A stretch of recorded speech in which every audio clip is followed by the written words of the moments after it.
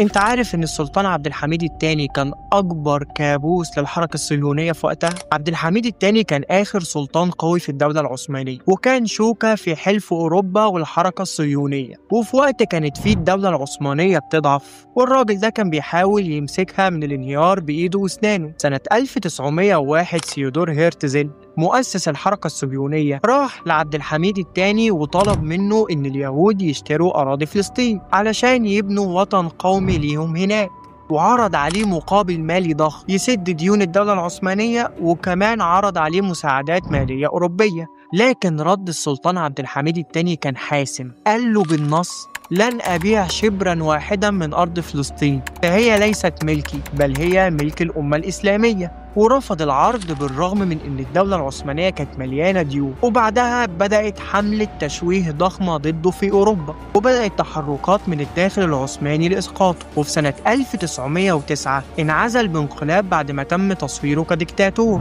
مع أنه كان من أكتر الناس اللي قاومت التدخل الأوروبي في شؤون المسلمين. فلسطين كانت غالية جدا عليه، ودفع ثمن دوت بالعزل والنفي، وتاريخه اللي حاولوا يمسحه.